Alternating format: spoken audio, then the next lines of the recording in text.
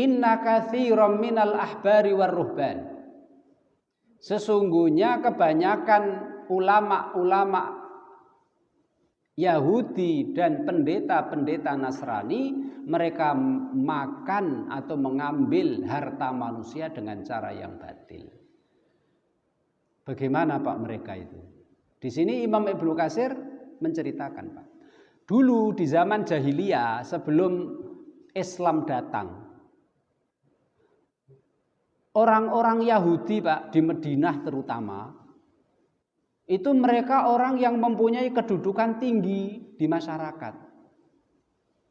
Sehingga orang-orang musyrik itu setiap tahun mereka menyerahkan upeti kepada pendeta-pendeta atau ulama-ulama Yahudi.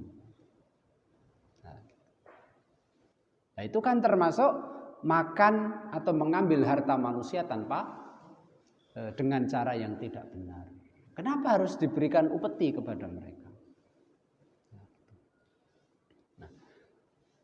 Ketika Rasulullah diutus oleh Allah menjadi nabi dan rasul, kemudian Rasulullah pindah ke Madinah, maka orang-orang Yahudi itu nggak senang dengan Rasul, nggak senang dengan Islam. Sebab kalau orang-orang pada masuk Islam nanti tidak lagi memberikan upeti tiap tahun.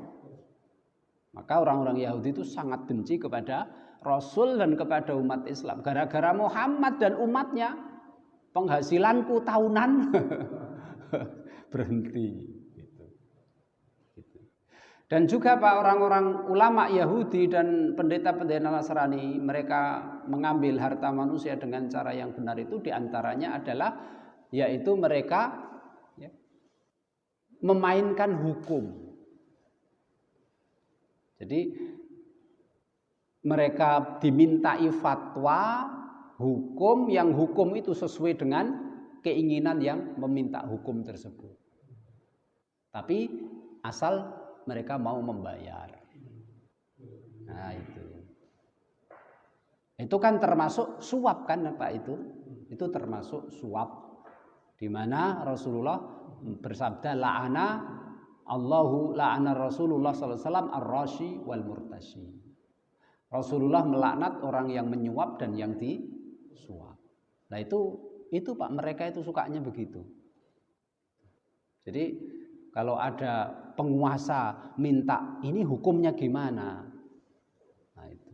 Nah, mereka itu minta supaya hukumnya nanti diputuskan sesuai dengan keinginan mereka, tapi mereka harus bayar sekian.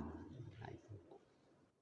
Atau juga mereka itu Pak merubah ayat-ayat Allah di dalam kitab Taurat dan Injil, dirubah-rubah.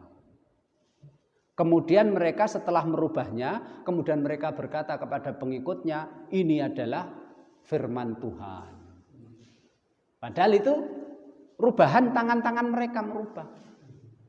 Mereka berbohong kepada pengikutnya, ini adalah firman Tuhan. Kenapa mereka merubah-rubah itu?